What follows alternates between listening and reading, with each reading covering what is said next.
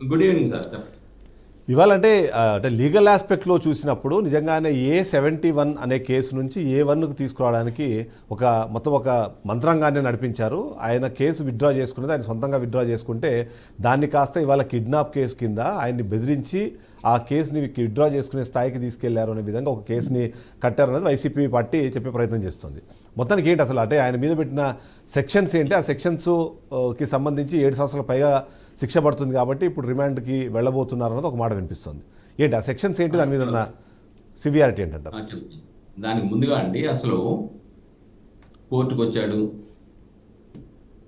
ఆ కంప్లైంట్ మీద affidavit withdraw చేసుకున్నా అని చెప్పాడు, కేసు ఎత్తేసారనేది బండపూతు. కంప్లైంట్ అనేది టీడీపీ కార్యాలయం మీద దాడి జరిగిందనేది వాస్తవం. బస్సు కారు తగలబెట్టారు, ఆస్తులు ధ్వంసం చేశారనేది వాస్తవం. దానికి సంబంధించిన చిత్రాలు కూడా చాలా స్పష్టంగా ఉన్నాయి. దాడికి డినైల్ లేదు. ఆఫీస్ ఇన్ఛార్జ్ ఆఫీసులో ఉన్న కుర్రవాడు కాబట్టి ఆయన ఫిర్యాదు ఇచ్చాడు. చట్టం ఏం చెప్తుందంటే కరెక్ట్గా ఎవరైనా ఫిర్యాదు ఇవ్వచ్చు, ప్రత్యక్ష సాక్షి ఇవ్వవలసిన అవసరం లేదు. కాబట్టి దాని మీద SC/ST కేసు పెట్టారు. ఆ కుర్రోడు మీద దౌర్జన్యం జరిగిందని, ధ్వంసం జరిగినట్టు దీని మీద కేసులు నమోదు చేశారు, సరిపోయింది. కానీ అది ఎప్పుడు ఉపయోగపడితే, ఆయన నిజంగా కనుక తిరిగిపోతే సాక్షి, ఆయన బోనెక్కినప్పుడు బోనెక్కి సాక్ష్యం చెప్పే పరిస్థితి వచ్చినప్పుడు అప్పుడు SC/ST యాక్ట్ మాత్రం పక్కకి వెళ్ళిపోద్ది, మిగతా అఫెన్స్ అంతా పక్కకి వెళ్ళిపోదు. కాబట్టి మరి ఎవరు సలహా ఇచ్చారో, ఏం చేశారో, ఎందుకు అలా చేశారో నాకు తెలియదు. కానీ అదైతే నిరర్ధకమైనటువంటి ప్రయత్నం. ఆ నిరర్ధకమైనటువంటి ప్రయత్నం తీసుకెళ్లిపోవటం, బెదిరించటం, చంపుతానని చేయటం, లేకపోతే నువ్వు అలాగే ఎఫిడవిట్ ఇమ్మని చెప్పేసి అని ఒత్తిడి తీసుకురావడం అనేది ఒక తీవ్రమైన నేరం. ఆ నేరం ప్రకారం సెక్షన్ 140 కింద పెట్టారు. కిడ్నాప్, అక్రమ నిర్బంధం, ఆ నిర్బంధం ద్వారా ఈ కార్యక్రమాలు, దానికి దాదాపుగా జీవిత ఖైదు వరకు విధించడానికి అవకాశం ఉంది, జరిమానా విధించవచ్చు. రెండోది క్రిమినల్ ఇంటిమిడేషన్, భయకంపితులను చేయటం, అతన్ని ఒక భయానక వాతావరణంలో కల్పించటం, దానికి 7 సంవత్సరాల వరకు జైలు శిక్ష వేయచ్చు, జరిమానా విధించవచ్చు. సరే, ఇంకా చిన్న కేసులో 140 అనేది 140 కాదు, 308 అనేది చాలా చిన్న సెక్షన్, దానికి 2 సంవత్సరాల జైలు శిక్ష. SC/ST కేసుకు వచ్చేటప్పటికి 5 సంవత్సరాల వరకు జైలు శిక్ష పడింది.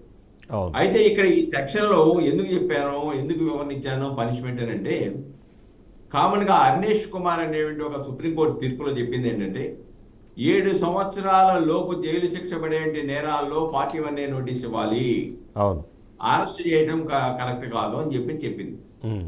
కాబట్టి ఇక్కడ మోర్ దాన్ 7 years పనిష్మెంట్స్ స్పష్టంగా కనబడతా ఉంది. కాబట్టి 41A నోటీస్ ఇవ్వవసరం లేదు, అరెస్ట్ సమాచారం చెప్తే చాలు, నీ మీద ఈ సెక్షన్స్ ఉన్నాయి, ఈ ఫిర్యాదు ఉంది, నేను అరెస్ట్ చేస్తున్నా అని తీసుకొస్తారు. కానీ ఇక్కడ ఒకటి చూడాలి, గతంలో అరెస్టు విధానము, ప్రస్తుత అరెస్టు విధానము, ఇక్కడేమి ఒక 100 మంది పోలీసులు వెళ్ళిపోయి వంశీ గారి ఇంటి మీద దాడి చేసి తీసుకురాలా. లిమిటెడ్గా మెంబర్లు వెళ్ళారు, నీ మీద కేసు ఉందన్నారు, సరే ఆయన హంగామా చేయబోయారని చెప్పేసి వస్తుంది వార్తలు, చేస్తే దాని మీద తీసుకొచ్చి లోపల పెట్టారు, తీసుకొచ్చారని చెప్తుంది. ఇక్కడ ఒకటేంటంటే, ఈ సెక్షన్ ప్రకారం రిమాండ్ పెడితే డెఫినెట్గా ఆయన జైల్లో ఉండాల్సిందే, ఇక్కడనే బెయిల్ ఇచ్చే అవకాశం లేదు. ఈ బెయిల్ ఎక్కడ చేసుకోవాలి? వీళ్ళు రిమాండ్ ఇచ్చే కోర్టులో కాదు, జిల్లా కోర్టులో వేసుకోవాలి.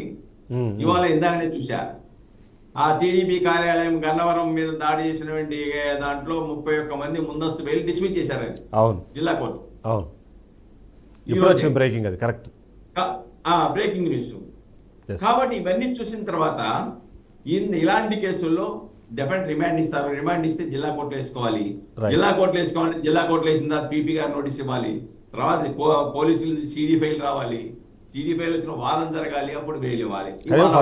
ఫస్ట్ రిమాండ్ రిజెక్ట్ చేయమని అడుగుతారు. ఏంటంటే వంశీ గారు ఇంకో ప్రమాదం ఏంటంటే, బెయిల్ ఇచ్చేటప్పుడు న్యాయమూర్తులు కూడా చూసేది ఏంటంటే ప్రీవియస్ యాక్సిడెంట్స్ చూస్తారు. రైట్. ఇతని గత నేర చరిత్ర ఉన్నదా లేదా, వీళ్ళు రిమాండ్ రిపోర్ట్లో కనుక గతంలో ఉన్న కేసులు కూడా మెన్షన్ చేస్తే బెయిల్ ఇవ్వడానికి మరింత కష్టతరమైన పరిస్థితులు అవుతాయి. రైట్ సుబ్బారావు. ఎస్ ఎస్ కాకపోతే ఇక్కడ తప్ప ఒప్ప అనేది రాజకీయ పార్టీలు నిర్ణయించవు. ఎస్. ఒకసారి పాదయాత్ర ఉన్నటువంటి ఆధారాలను ప్రాతిపదికగా న్యాయమూర్తులు విచారణ అనంతరం అది తప్ప ఒప్ప నిర్దోష దోష నిర్ధారిస్తారు తప్ప రైట్. ఇప్పుడు ఈ ప్రాథమిక స్టేజ్ లో అక్రమ కేసులు పెట్టారు. అది అక్రమ కేసులో లేదనేది డిసైడ్ చేయడానికి టైం పడుతుంటారు. Yes yes